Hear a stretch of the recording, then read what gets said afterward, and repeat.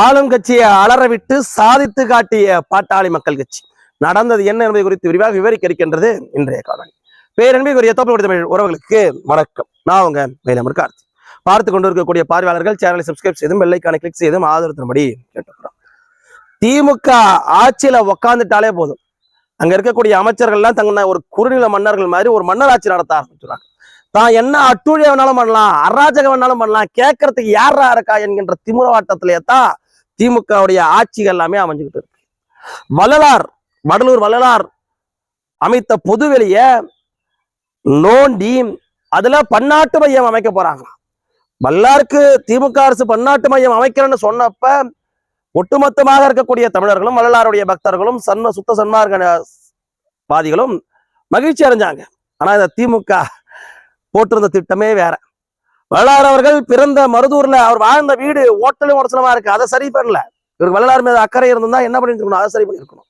அவர் வாழ்ந்த கருங்குழியிலயோ இல்ல மேட்டுக்குப்பத்திலேயோ வள்ளலாருக்கான சர்வதேச மையத்தை அமைக்க முயற்சி பண்ணியிருக்கணும். ஆனா வடலூர்ல அந்த ஒரு ஸ்கொயர் ஃபீட் 10,000 ரூபாய் போகுதுங்க. அங்க பார்த்தா வள்ளலாருக்கு ஒரு 100கணக்கான ஏக்கர் இருக்கு. அதுவும் அரசு நிலம் இல்ல, அந்த கிராமத்து மக்கள் தன்னுடைய சொந்த பட்டாளத்தை வள்ளலார் கேட்ட கொண்டார் என்பதற்காக தானமா கொடுத்துக்கணும். கண்ணை உறுத்துமா உறுத்தாத திமுககாரனுக்கு? ஏங்க, ஆத்த பார்த்தா ஆத்து மணல தெரியும், டாஸ்மாக பார்த்தா கமிஷன் தெரியும், ரோட்டு வேலையை பார்த்தா கமிஷன் தெரியும். காலியான ஒரு இடம் இருந்துச்சுன்னா அது எப்படா வளைச்சு போட்டு ரியல் எஸ்டேட் பண்ணலான்னு தோணுனவங்களுக்கு அதை பார்த்த உடனே அப்படி தோணிடுச்சாட்டு இருக்கு. அந்த இடத்துல சுமார் 15 லட்சம் பக்தர்கள் கூடி ஜோதி தரிசனம் மேற்கொள்வாங்க. சுமார் 75 ஏக்கருக்கு மேலான ஒரு பறந்து விரிந்த ஒரு நிலப்பரப்புல இவங்க சர்வதேச பன்னாட்டு மையம் அமைக்க போறேன்னு சொல்லிட்டு அங்க நோண்ட ஆரம்பிச்சாங்க. அதற்கு அந்த மக்கள் கடுமையான எதிர்ப்பு தெரிவிச்சாங்க. நோண்ட அந்த இடத்துல செம்பராங்கல்னு சொல்லுவாங்க, இந்த படங்கள்ல சொல்லுவோம், இந்த செம்பராங்கல்லால உருவாக்கப்பட்ட அஸ்திவாரம் போடப்பட்டிருக்கு. அதனால இங்க அகழ்வாராய்ச்சி செய்யணும்னு இப்ப புதுசா ஒரு கோரிக்கை எழுந்திருக்கு. திமுக செய்த அராஜகத்தை எதிர்த்து பாட்டாளி மக்கள் கட்சி மட்டும்தான் முதல்ல குரல் கொடுத்தது.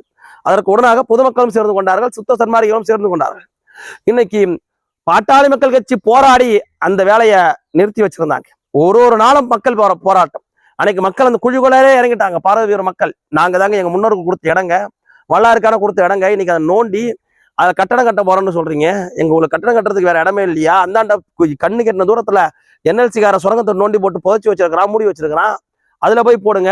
அதை விட்டுட்டு ஏங்க இந்த இடத்துல கண் வைக்கிறீங்க, என்னங்க காரணம்னு சொல்லி ஒரு முக்கியமான முதலமைச்சருடைய முக்கிய உறவினர் மீதே போய் சொல்றாங்க, அவர் தான் இதுக்கெல்லாம் காரணம், இவர் வேற எங்கேயோ யாருடைய அழுத்தத்தின் காரணமோ இதெல்லாம் நடக்குது அப்படின்னு முக்கியமான ஒரு பிரமுகர் மீது குற்றச்சாட்டை முன்வைக்கிறாங்க.